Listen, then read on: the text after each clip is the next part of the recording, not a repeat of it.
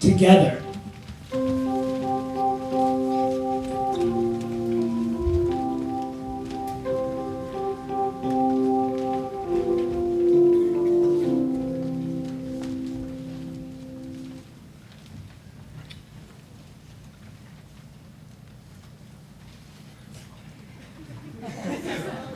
We are three siblings. I am the youngest, Nicole is the middle child, and Peter the oldest. As children, we were close. On summer nights, we would travel long hours in a cramped car with our drowsy heads tilted on one another's shoulders to reach an anonymous country house. Arriving, we would stay up late into the night, giggling under the thick heat. We were three tiny dominoes. Where one of us would go, the other would tumble after them.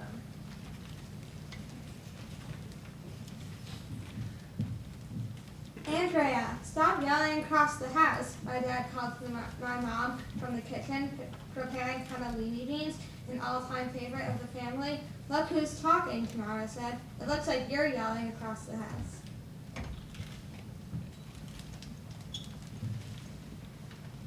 Twins, always with each other, separated, each halfway across the world, not knowing where the other is.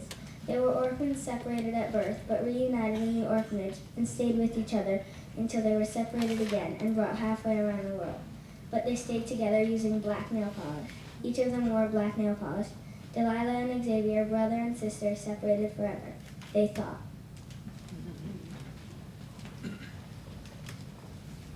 Just stay together, all right? Lucy and I were talking about how stupid homework is when David pushed me to the side. My legs were still on my chair, but my head had landed in Adam's lap. He gave me one of his hello gorgeous looks, and I blushed. I could feel his brown eyes staring into my green ones, and I blushed some more. My head was tingling in a weird way, and I felt my mind empty of everything I ever knew, except that I liked who I was looking at, and I could stare up into his brown eyes for the rest of my life.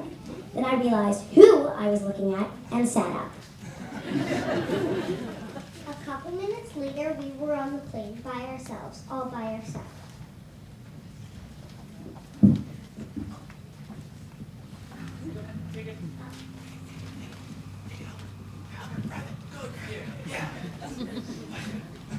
I got up and surprised, felt awkwardly like, how long have I been sleeping, I asked. The girl looked at me and said 3 days. I stared at her walk away, baffled. I haven't slept like that since my last birthday, and that was in the creek with the water up to my ears. And so my so-called friends decided to draw on my face with permanent Sharpie. After I took a shower and got dressed, I bolted down the hall and slid down the stairs. How unrefined, the soldier said as he walked past me, says the man in the thin suit. It's very fashionable to robots. Heron was born in the seaport of Felmsburg, the trading capital of Len, a region in the continent of Inman. His father was a rich merchant who traded with ships entering the bay. As he was growing up, he went to a professional school and became very knowledgeable. When he was around 19, a mysterious sickness struck Felmsburg from beyond the sea. People were dying. Then, a traveler mentioned that the antidote was in a type of plant that lay north of Len. All the men from age 17 to 28 gathered around the square. 2 men will be randomly picked to accompany each other on a journey to find and retrieve